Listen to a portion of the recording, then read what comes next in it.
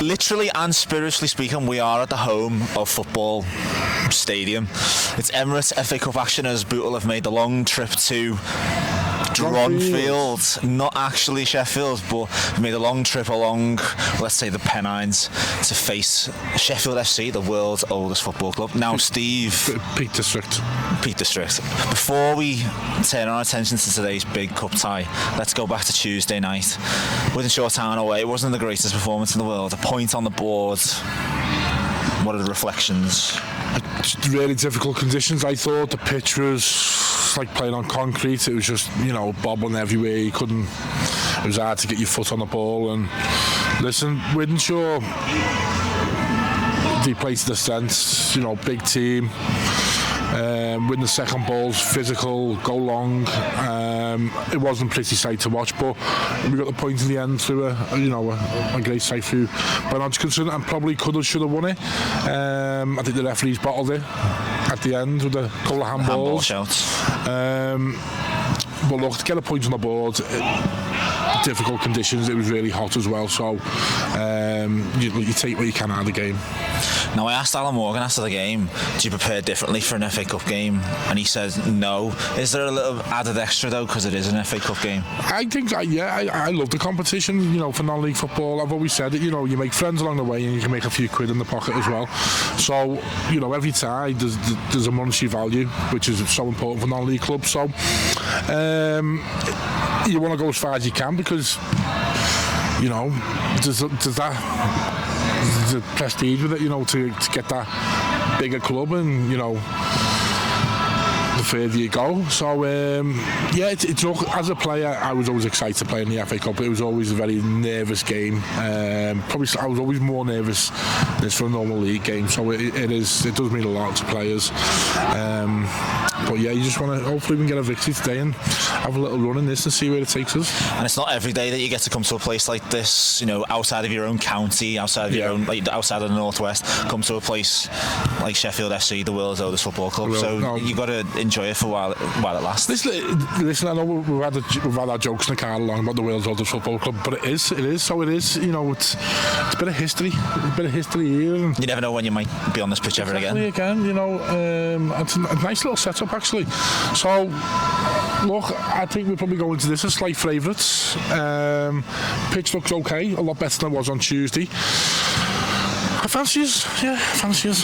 Of course, Bill made it to this round after a 4-0 win against 1874 North, which Sheffield FC, the world's oldest football club, did have to settle for a replay against Albion Sports, but came through that, I believe, on penalties.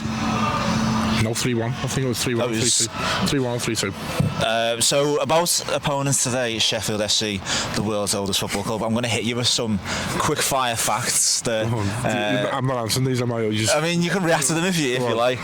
Sheffield FC, the world's oldest football club, founded in 1857 by Nathaniel Creswick and William Priest, two cricketers who fancied a bit of a kickabout.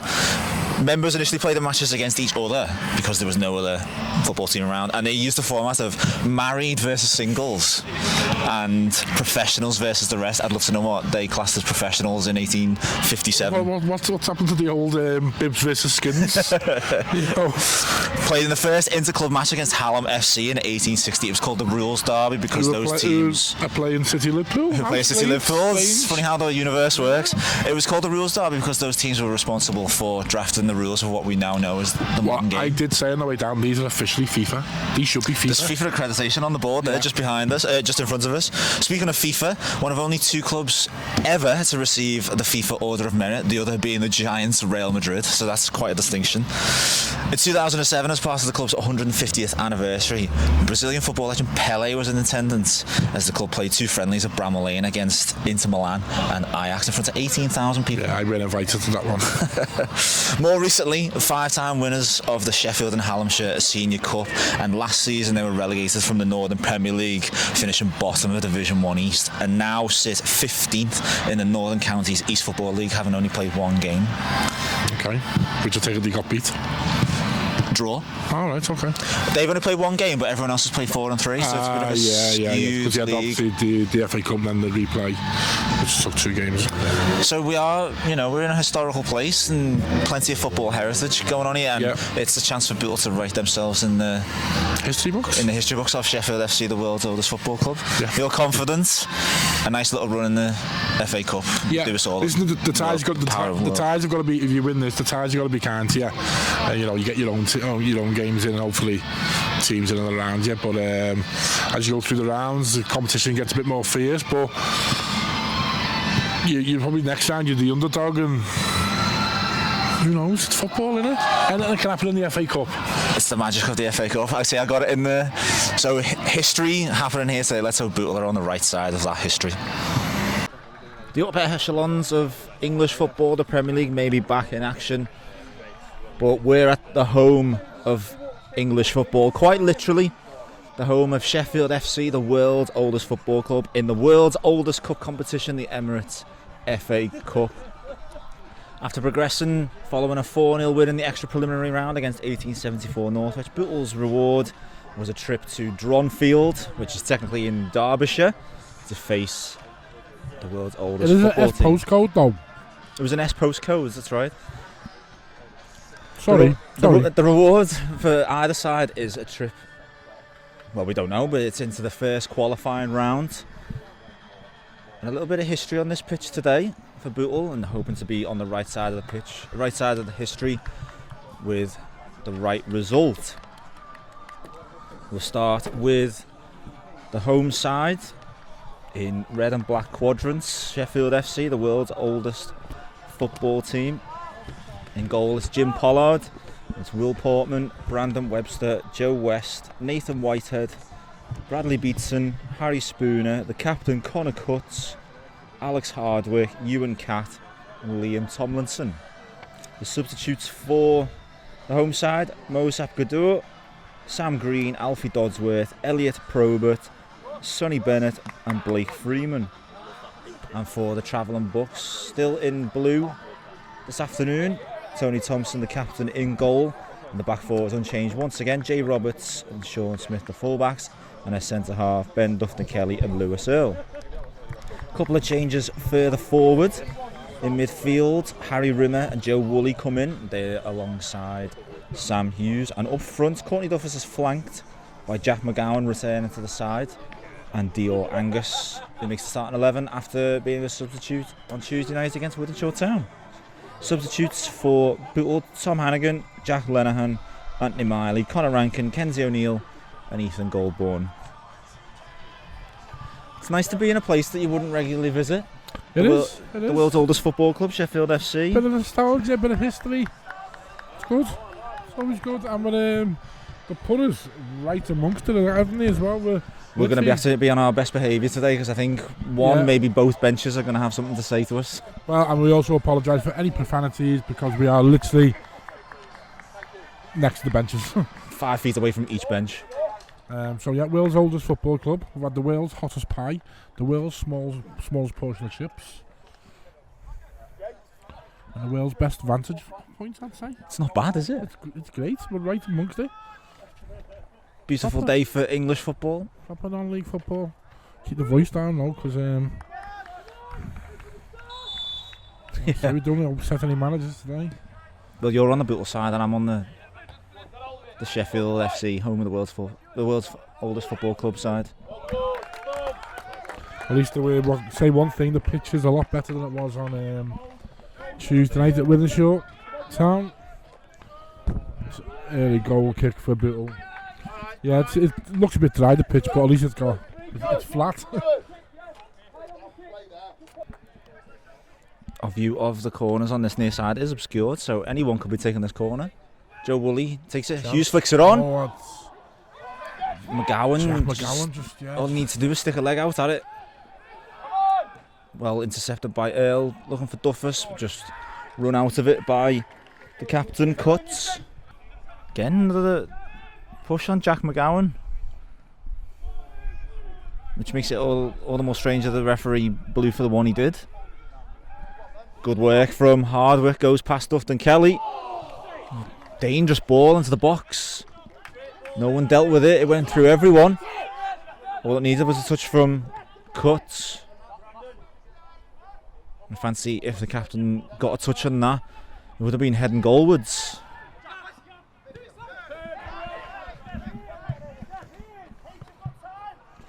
Rimmer, the ball over the top for Angus to chase. He'll get there first. Finish. Forced to just check back, gives it off to Duffus. Can he turn and shoot? It's with Rimmer. Shot off. Yes, get in. Pollard gets a touch on it, but it's an emphatic finish from Harry Rimmer. He started that move off, and he's there to finish it. Brilliant work from Dior Angus and Courtney Duffus. The shot away. It felt at Rimmer. He's confidently dispatched it. High and wide to the keeper. He's got a hand on it.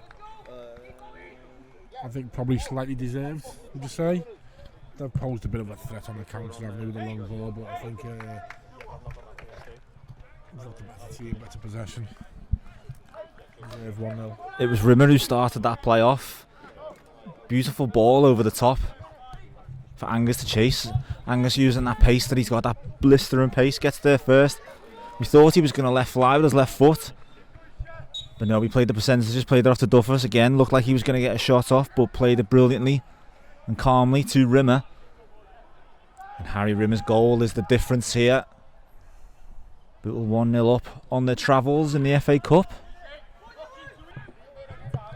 Just gets Bootle on the front foot. Duffus with the ball in. Not dealt with properly. Rimmer. Yes, and it's forced into the back of the net. It's taken a huge deflection off a defender, but Rimmer is there once again to profit.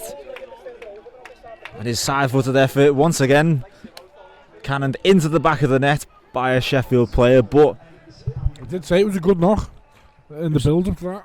He looked like he was going to be handled off the ball. Rimmer did brilliantly to get it away to Hughes, and Courtney Duffus made something out of, I don't want to say nothing ball, but it was a bit of a reliever. It's a good ball, it's a good percentage ball, and yeah, but you're right, he's made something out of it. Recycle the play, and fell to Harry Rimmer again, and gets the look at the draw of being in the lottery, and little deflection puts it into the keeper's left-hand post. 2-0. Almost a carbon copy of the first goal. Yeah. He starts the move off, and he's there to finish it at the end. Doesn't admire his pass or his work. He's there to finish it off. We've been on the receiving end of a goal in the last minute of the first half, and once we capitalise on that, it's a great time to score. Leg from Whitehead prevents the ball reaching Woolley. Hughes with the dancing feet. Sam Hughes. It's a penalty, surely penalty. The one player you'd never expect to see that from, Sam Hughes. Sam Madonna. Went past one, went past two, went past the third, and in the end tripped up inside the box and wins a penalty. I think with the amount of times he's got forward today, Sam will be getting a nosebleed soon. Yeah. Great feet though, brilliant work. Bamboozled everyone, bamboozled us watching it. Courtney Duffus has picked the ball up, and this just put it to bed. This could be the game. Score the goal, 3-0, and then control the game. Duffus picked the ball up very early on, very confident he was going to take this. It's Duffus versus Pollard. Who can come out on top, striker or goalkeeper? Takes 6 steps backwards, does the striker. And he finishes it confidently. Should be game. Went straight down the middle, keeper dove to his right. Huge applause from the Bootle dugout. Courtney Duffus' penalty adds to Harry Rimmer's 2 goals in the first half and gives Bootle a 3-0 lead. And surely passage to the next round in the Emirates FA Cup. Should be 4 or 5, shouldn't it? With the 2 chances in the second half coming down this left.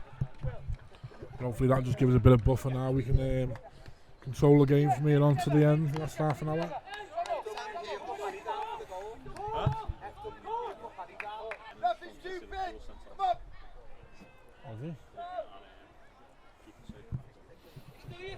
We thought this game would be done by now, just waiting for the referee's signal. And there comes that signal. As I said before, 2 FA Cup wins in 1 season, 2 in a month. The journey goes on for Bootle, and in the end, a solid performance. Didn't really look like being threatened, and some good attacking quality on show. Yeah. 3-0 scoreline was flat to Sheffield. Could have been more, could have been 6-7 with the chances. But yeah, do you know what? Professional, managed the game, clean sheet. It's only had one save to make late on, but he's gathered it well. Yeah, on to the next round, can't fault it. And then obviously, massive game Tuesday against Avro at home, so hopefully we can kick on the league as well now. But yeah, professional, come out. Got the vital third goal to put it to bed in the corner. And managed it to the end from there, so yeah, good performance by all. Now, and you know, can I just say something as well to the fans who have travelled down? It's not an easy journey today. It's 2 hours in the car on the coach, and there's a good following there. So hats off to all the Bootle fans who've made the journey to support the team today. Absolutely, and they'll love a good strong cup run. Now, we know that the likelihood of walking out at Wembley in May or June or whenever it is you know, slim at best. Yeah. But winning breeds confidence. Yeah. The further you go, the more wins you can get under your belt. There can only be a positive. Like I say, this, I mean, I've been lucky enough to go to the second round, but your ties have got to fall kindly to you. And then it's on the day. It's a 90-minute football match. You can get someone from a high division, but it's a 90-minute football match. If you're at home, you've got half a chance. So what's not to say you can get through the first, second qualifying round, and then you start to dream. Why not? And then just finally, hard to pick out an individual nugget. It was a very good all-round team performance. The first half, Jay Roberts was excellent.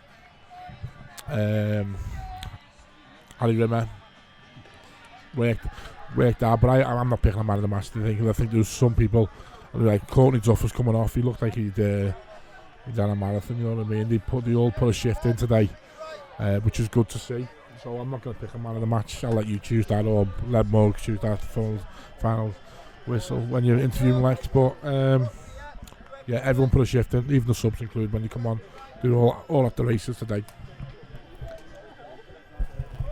So the first qualifying round does beckon for Bootle in the Emirates FA Cup. Harry Rimmer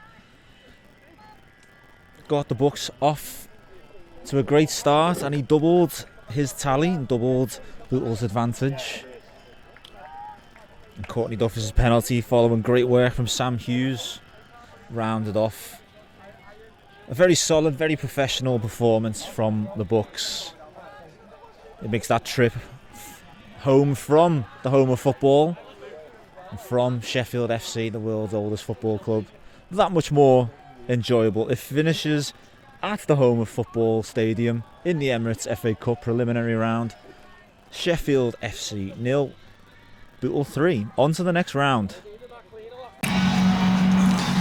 Alan, 3-0 win away at Sheffield, passes into the next round of the FA Cup. You must be pleased with that. Yeah, I'm pleased with that. You know, FA Cup games are all about just getting the next round, but I thought the result and the performance was worthy of us to go into the next round. What pleased you most about your team's performance today? Clean sheet, but everyone, you know, from everyone, even the impact players who came on, and you know, everyone did their job, and that's what I want, and that's what I demand. And you know, I won't be happy until you don't get a perfect performance, but it was a good one today. You mentioned on Tuesday about the lack of chances that you created, but the team looked full of it today, plenty of attacking intent. Yeah, you know, that's what I want. I want us to get after teams, I want us to score goals, I want us to attack, but we've still got to make sure we're right behind the ball in the midfield areas, don't leave big spaces for them to counter, and I thought we were solid today. We counted once when Harry and Sam and Joe Woolley were on the edge of the box, left a big space, and told them at half time, and they're better at it in the second half. Is that the one thing you would have liked an improvement more, is the game management? Yeah, you know, I'm not going to, when you're 2-0, 3-0 up, you're not going to stop the lads to go and get 3 and 4, but as long as they keep a clean sheet, you know, and I'm still hungry and want them to drive forward. I want us to score goals. I don't want us to, you know, when you're 2-3-0, I want us to go and get 4. I want us to go and get 5 and 6, and because that's what teams will do to us. You know what I mean? So that's what I wanted, and you know, and I'm really happy today. And we saw the power of having a good squad with the additions you brought on the bench. They all contributed when they came on. Yeah, that's what it is. It's places up for grabs. You know, we got players at home as well who didn't make the squad, and we got obviously Ben with his illness. Do you know what I mean? So we've got a good squad, and I've said to him, it's not about what they do on a 3 o'clock on a Saturday. It's what we do on a Tuesday night training, Thursday night training, and Tuesday night in Wythenshawe wasn't good enough. You know, we had a good session Thursday, and the lads did themselves proud today. Can a win like that, a performance and a result, be the kickstart for your season now? Yeah, listen, it's only 2 league games gone. Do you know what I mean? So, you know, and I've said in there that I'm not happy with 1 point we've got. You know, we've got to look after ourselves from now till Tuesday, because it's going to be a tough game against Avro, who had a good result, you know, in the week against Bury, and it's going to be a tough game for us. And just finally, the likelihood of walking out at Wembley for clubs at this level is obviously, you know, slim, but you're never going to turn your nose up at winning and breeding that confidence going through the rounds, are you? No, listen, I was lucky enough to be a part of a Marine Cup run, you know, which was amazing, and it's turned the club into what we are today. So, you know, every cup game, everybody likes a cup game, everybody likes, and now we're in the first qualifying round, which we still got 4 rounds to go, and till we get to the first round. So, but we'll just wait till draw Monday, and we'll see where it takes us. On to the next round we go. Well done today, Alan. Thank you.